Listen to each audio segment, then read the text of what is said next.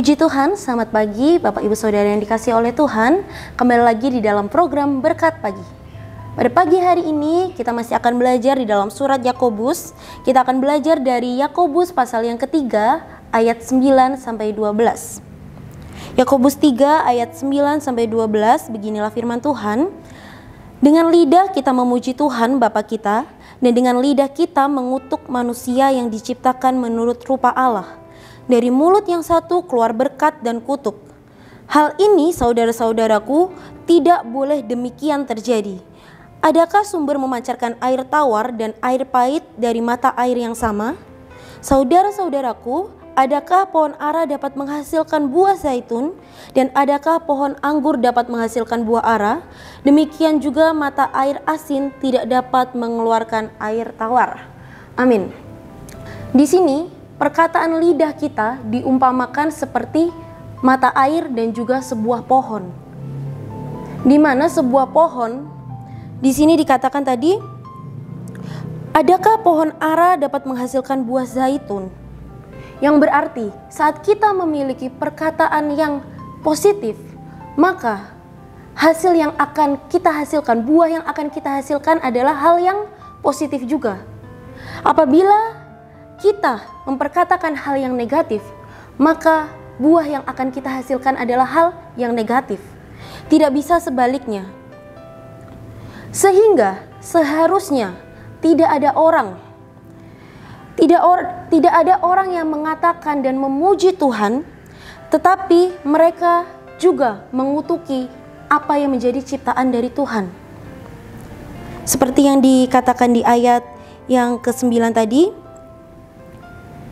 banyak orang sekarang ini, mereka mungkin memuji Tuhan, mereka menyembah Tuhan dengan suara yang sangat keras saat di gereja. Dengan kelihatannya secara manusia dia sangat bersungguh-sungguh. Akan tetapi saat mereka berada di luar gereja, atau bahkan mereka masih berada di dalam gereja, mereka mengatakan hal-hal yang buruk tentang orang lain. Mereka mulai menggosipkan tentang orang lain, tentang bagaimana cara kerja orang-orang di sana. Mereka mengatakan hal-hal yang negatif.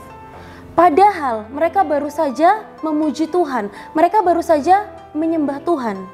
Inilah yang Tuhan katakan, hal ini tidak boleh terjadi. Karena mata air yang asin tidak akan dapat menghasilkan mata air yang tawar. Begitu juga dengan perkataan kita. Yang menjadi pertanyaannya, apabila kita masih melakukan hal tersebut, bagaimana sumber hati kita? Apakah yang menjadi sumber kita ini baik atau buruk? Kita akan baca lagi di Matius pasal yang ke-12 ayat yang ke-34 sampai yang ke-35.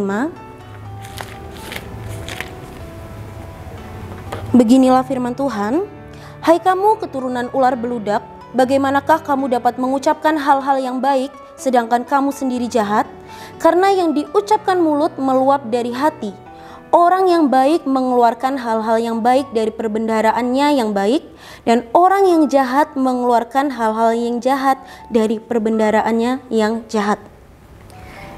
Dari ayat yang telah kita baca ini dapat disimpulkan bahwa perkataan kita, ucapan kita, itu semuanya berasal dari hati kita. Sumbernya berasal dari hati kita.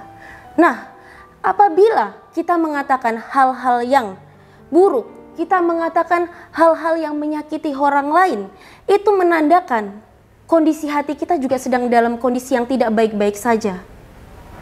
Sehingga apabila kita menyimpan yang namanya kepahitan di dalam hati kita, maka segala sesuatu yang kita ucapkan akan menghasilkan hal-hal yang pahit, akan menghasilkan hal-hal yang juga menyakiti bagi orang lain. Oleh karena itu, saat kita mau mengatakan sesuatu, kita perlu periksa hati kita kembali. Apakah hati kita ini sudah benar? Atau justru hati kita ini belum pulih sepenuhnya? Kita mau Tuhan untuk mengecek diri kita. Kita mau minta Tuhan untuk memperbaiki apa yang masih menjadi hal-hal yang tidak baik yang kita pendam di dalam hati kita. Sehingga saat kita mengeluarkan perkataan-perkataan, yang keluar adalah perkataan-perkataan yang positif, perkataan-perkataan yang baik. Perlu kita ingat, Tuhan menciptakan lidah untuk memuji Tuhan, untuk menyembah Tuhan, untuk menyenangkan hati Tuhan. Jadi, saat nanti kita berkata-kata dengan tujuan yang tidak untuk menyenangkan hati Tuhan, kita perlu stop, kita perlu ingat lagi. Tujuan Tuhan menciptakan lidah adalah untuk menyenangkan hatinya. Jangan melakukan hal yang justru menyakiti orang lain dan menyakiti hati Tuhan. Lidah memang adalah hal yang sangat sulit untuk dikontrol. Bahkan kalau kita mau maju di Yakobus tadi, Yakobus pasal yang ketiga, ayat yang kedua, beginilah firman Tuhan, sebab kita semua bersalah dalam banyak hal.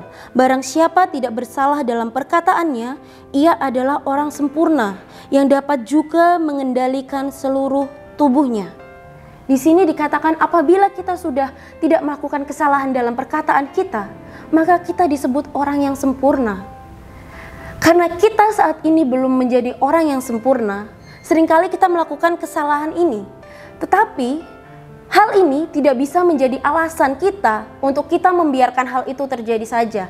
Jangan berpikir karena kita masih di dunia, kita lalu berpikir, oh gak apa-apa kok aku berkata kotor, oh gak apa-apa aku berkata sembarangan, karena aku belum jadi orang yang sempurna. Jangan seperti itu Bapak Ibu Saudara yang dikasihi oleh Tuhan.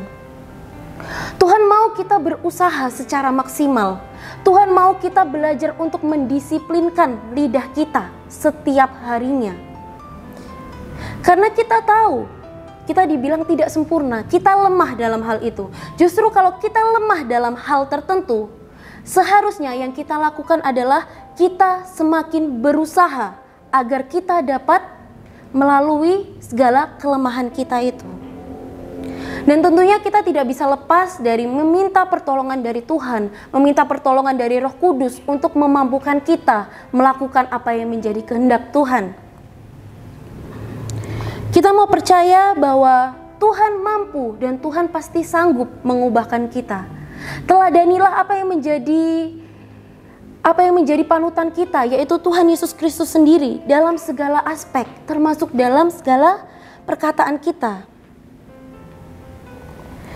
Banyak orang tidak menyadari bahwa perkataan yang keluar dari lidah kita menentukan hidup kita.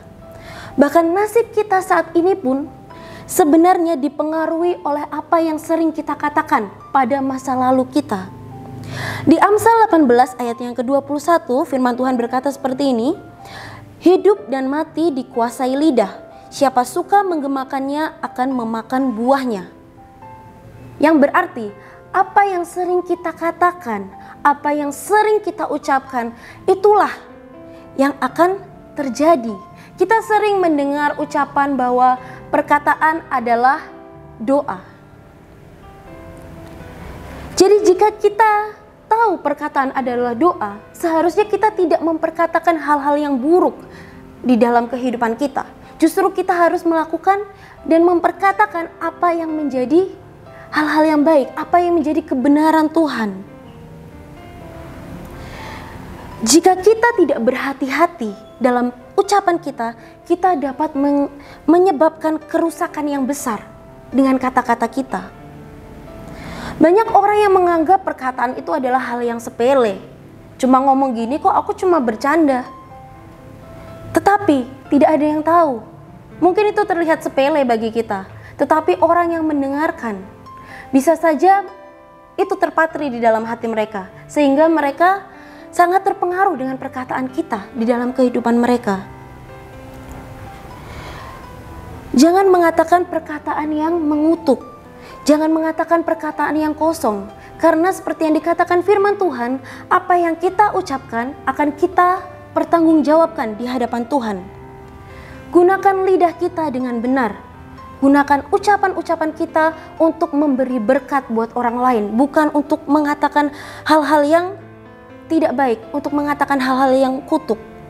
Biarlah lidah kita membawa sebuah kehidupan, bukan sebuah kerusakan. Biarlah lidah kita membawa sebuah kehidupan, bukan sebuah kehancuran. Dengan demikian, perkataan kita akan menjadi kesaksian bagi orang lain dan kita bisa menjadi terang bagi dunia ini. Jadilah sempurna karena Bapa kita yang ada di surga adalah sempurna. Demikianlah firman Tuhan yang saya sampaikan pada hari ini. Immanuel, Allah beserta kita.